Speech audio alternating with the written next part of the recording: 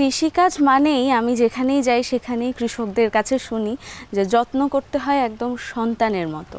এই যে জারবেরাগুলো ফুটে আছে, আমার দেখেই মনে হচ্ছে কতটা পরিচর্যা থাকলে এত বড় বড় এত সুন্দর জারবেরা ফুটেছে। এখানে অনেক রঙের দেখতে পাচ্ছি ভাইয়া, তো এখানে কি আপনার এই রং ভেদে কি তাদের জাতের ভিন্নতা আসে? আসলে জাতের ভিন্নতা নেই, শুধু কালারটাই ভিন্ন আর রং ভেদে একটু ভিন্নতা আছে। তো এক একটা আবহাওয়ায় এক এক ধরনের ফুলের প্রোডাকশনটা বেশি হয়। যেরকম লাল কালারের ফুলটা ওইটা শীতের সিজনে একটু বেশি হয়, সাদাটার প্রোডাকশন শীতে একটু কম। এবং এই অরেঞ্জ, হলুদ, আবার পিঙ্ক এগুলো স্বাভাবিক সারা বছর সমপরিমাণ দেয়। আর তাছাড়া এর পরিচর্যাটা বলতে মানে নিয়ম মাফিক করতে হয়। প্রতি সপ্তাহে এর কীটনাশক দিতে হবে, কারণ এই ফুলটা খাওয়ার বা কোনো ব্যবহারই না, এটা হলো সৌন্দর্য।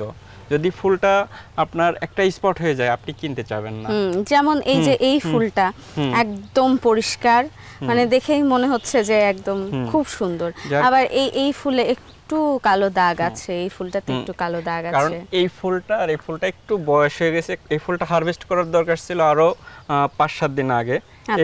এই ফুলটা 2-1 দিনের ভিতরে হারভেস্ট করলে এরকম এই ফুলটা এরকম কালার থাকতো। আচ্ছা আচ্ছা।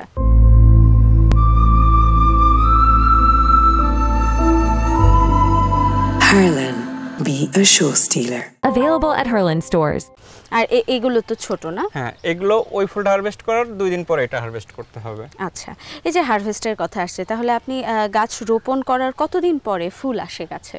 এই গাছটা রোপণ করার 80 দিন থেকে কম বেশি ফুল 2-1টা করে আসতে থাকে। এছাড়া 100 দিন পার হলে স্বাভাবিকভাবে আমাদের ফুলটা আসে।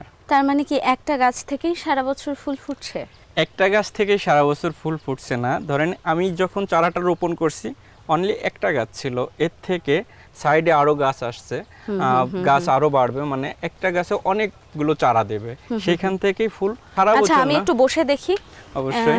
এই যে ধরুন এই একটা ডাল যদি রোপণ করা হয়, এরকম কি একটা ডাল রোপণ করা? একটা চারার ডাল। আচ্ছা, এই একটা চারা রোপণ করা হয়েছে, সেখান থেকে আপনার আশেপাশ দিয়ে সব ছড়িয়ে যায়। হ্যাঁ, শাখা হয়ে অনেক বড় একটা ঝাড় হবে। এই চারাটা যদি প্রাকৃতিক কোনো দুর্যোগ, বন্যা বা বড় ধরনের ক্ষতি, জলোচ্ছ্বাস না হয়, এই চারাটা মিনিমাম 5 বছর থাকবে এখানে। আর এখান থেকে বড় বড় একটা ঝাড় হবে, সেখান থেকে নিয়মিত ফুল আসবে, আরো বড় ঝাড় হবে। আচ্ছা, চলুন উঠি, এটা দেখিয়ে দিলাম। কারণ হচ্ছে এত গোছালো হয়ে আছে এবং এত ঝাড় হয়ে আছে, একটা যে চারা এখানে এটা বোঝা যাচ্ছে না। আপনি দেখেন এই গাছের ফুলটা কি পরিমাণ আসছে। এই ফুলটা আমি হারভেস্ট করব, এই ফুলটা 1 সপ্তাহের ভিতরে হয়ে যাবে। 3-4 দিন পরে এই দেখেন আবার কড়ি আছে, একবারে এর নিচে আবার কড়ি আছে, মানে প্রতিটা রানিং থাকবে সব সময়, ফুল এখানে নিয়মিতই থাকবে। এই যে আপনি বললেন যে হলুদ, কমলা এবং হচ্ছে গোলাপি, এই তিনটি হচ্ছে আপনার রংটা সারা বছর থাকে, কিন্তু বাজারে তো লালের চাহিদা অনেক বেশি। উৎপাদন সারা বছর সব ফুলই থাকে, কম আর বেশি, মানে একবারে যে থাকে না। রং ভেদে কি দামের তারতম্য আসে? হ্যাঁ, রং ভেদে মানে এক এক সময় এক এক রকম। যেরকম সাদা ফুলটা, শীতকালে সাদা ফুলটার চাহিদা একটু কম থাকে, কারণ শীতকালে সব ধরনের ফুল পাওয়া যায়। কিন্তু এখন অন্য কোনো ফুল নাই, শুধু জারবেরাটাই বেশি পাওয়া যায়। আর সাদা ফুলটা ধরেন 15 আগস্টে যেসব ডালাগুলো হয়, সাদার ডিমান্ড সবসময় বেশি থাকে। তাছাড়া বিভিন্ন শোক দিবসের অনুষ্ঠান যেখানেই যায় না কেন, সাদার ডিমান্ড সবসময় বেশি। এই যে গোলাপিটাও কি সুন্দর হয়ে ফুটে আছে।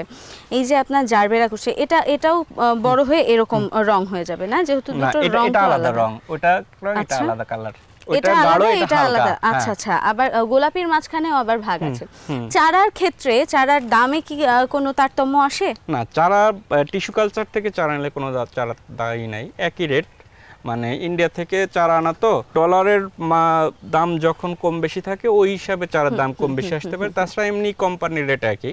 আচ্ছা, গাছ তো সব দেখতে একই রকম, কিন্তু আমি দেখছি আপনি এক রোতে, যেরকম এই রোতে আপনি শুধু কমলা লাগিয়েছেন, আবার ওই রোতে হলুদ, এরকম সারি সারি করে আপনি একটা সারিতে একটা রঙই রেখেছেন, তো গাছ তো দেখতে একই রকম। এই জিনিসটা আপনি বুঝেছেন আসলে এটা যখন টিস্যু কালচার থেকে চারা তৈরি করে ওরা আলাদা আলাদা করে উৎপাদন করে, আর আমাদের যখন চারাটা ডেলিভারি করে তখন ওরকম কার্টন আলাদা আলাদা আসে, আর আমরা আলাদা আলাদা করে রোপণ করি। আচ্ছা আচ্ছা, এই যে রোপণ করেন সেক্ষেত্রে তো আপনার চারা রোপণ করতে হয়, তাই তো? তো কতদিনের চারা আপনারা রোপণ করছেন? আমাদের চারা ওরা 70 থেকে 90 দিনের ভিতরে চারা দেয়, মানে যখন আমরা অর্ডার দিই, দেওয়ার পরে ওরা টিস্যু কালচার থেকে ওরাই ল্যাব থেকে চারা বের করে চারাই আনবে, তো ম্যাচিউর হতে 70 থেকে 90 দিন লাগে। ওর ভিতরে আমরা ওই চারাটা রোপণ করি। আচ্ছা, এখানে এসে আমার সর্বপ্রথম যেই প্রশ্নটি মাথায় আসে, কথা বলতে বলতে সেই প্রশ্নটি হারিয়ে গেছে, সেটা হলো অনেকেই তো কৃষিকাজ করতে এসে ফলের দিকেও ঝোঁকে। আপনি একটু ব্যতিক্রম, কারণ আপনি ফুল ভালোবাসতেন বা ফুলের কাজ ছিল। তো আপনার কি মনে হয়, ফল না ফুল, কোন দিক দিয়ে আগালে আসলে লাভবান হওয়া যায়? আসলে কৃষিতে আমার বাবা একজন কৃষক, আমিও কৃষক বলতে হবে। এখন আমি লেখাপড়া শেষ করছি, ব্যবসা করছি। তো কৃষিতে যখন আপনি ঢুকবেন, শুধু একটা নিয়ে কাজ করলে হবে না, কারণ যেটা বেশি লাভবান কৃষিতে ওইটাই বেশি ক্ষতিগ্রস্ত হবেন যদি আপনি এর সঠিক পরিচর্যা এবং সঠিক বাজার না পান। যার কারণে আপনি একজন ভালো কৃষি উদ্যোক্তা হতে হলে আপনার মোটামুটি কম বেশি সব ধরনের, অর্থাৎ ফল, ফুল এবং মৎস্য, মোটামুটি সবগুলো নিয়ে এগোলে সাকসেস হওয়া সম্ভব। এখানে তো অনেকক্ষণ দাঁড়িয়ে আছে, অনেক কথা শুনলাম। আপনার ভবিষ্যৎ পরিকল্পনা, বাজার দর, আরও অনেক কিছু জানার আছে। চলুন আমরা একটু সামনের দিকে এগিয়ে যাই, এই গল্পগুলিও শুনি।